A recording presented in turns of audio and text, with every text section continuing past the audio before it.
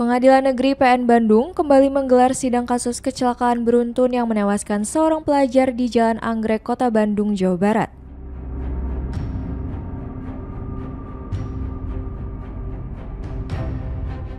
Kecelakaan tersebut terjadi beberapa waktu lalu dan sempat menjadi perhatian publik setelah korban yang mengendarai sepeda motor terseret kendaraan pelaku.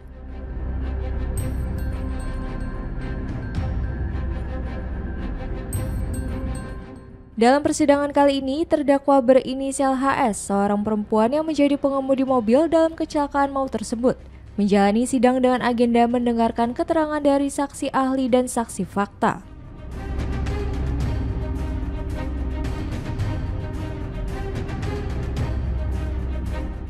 Para saksi ahli menjelaskan bahwa dalam kasus kecelakaan lalu lintas, penting untuk menilai dari berbagai aspek hukum, termasuk ada atau tidaknya unsur pidana.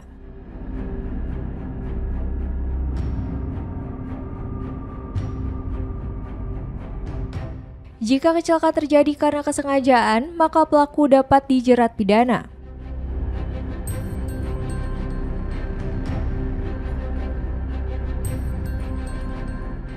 Namun bila tidak ditemukan unsur kesengajaan, misalnya karena faktor eksternal kendaraan atau kondisi pengemudian tidak stabil, maka unsur pidana dapat dikesampingkan.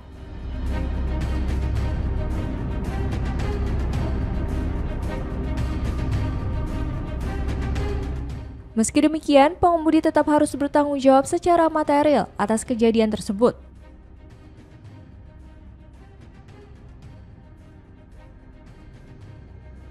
Atau kapal laut. Ini mobil itu di beberapa kendaraan ada namanya black box. Nah, di mobil ini nggak ada black boxnya, adanya FFD. FFD ini boleh dibuka itu ada saksi-saksi, nggak bisa sembarangan. Sama ketika black box dibuka, itu harus ada saksi dan sebagainya. Nah, kalau sekarang sudah dibuka, saya lihat data yang ada di FFD ini tidak valid. Itu pendapat saya. Ini tidak valid, artinya tidak valid, bisa aja karena ini buatan manusia diubah. Yang berubah dari pihak yang buka, yang riset. Itu nggak bisa, tadi kan sempat disinggung kan ada misalnya kayak waktu di bengkel atau apa kayak gitu. Nggak bisa, yang saya dengar sih itu bisa dibuka gitu.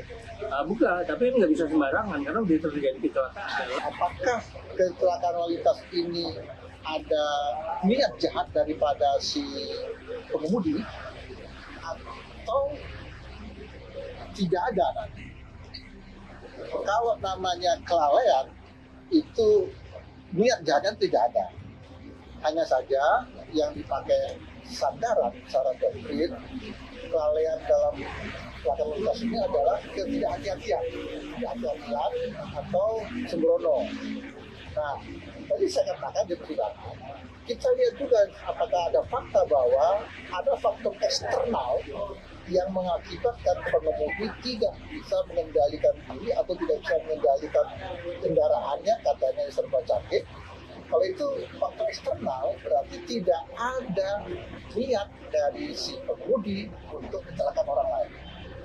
Kalau ada faktor eksternal, maka pengemudi tidak bisa dimintai pertanggungjawaban. Dalam pidana ada alasan penghapus pidana, alasan pemaaf dan alasan pembenar.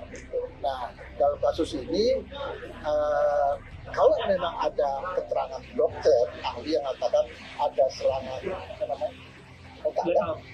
otak sehingga mengalami burnout atau pingsan, atau memang tadi katakan advokat mobil itu ada mengalami kegagalan sistem, maka ini bukan niat atau bukan kelalaian atau ketidakhati-hatian dari si pengemudi.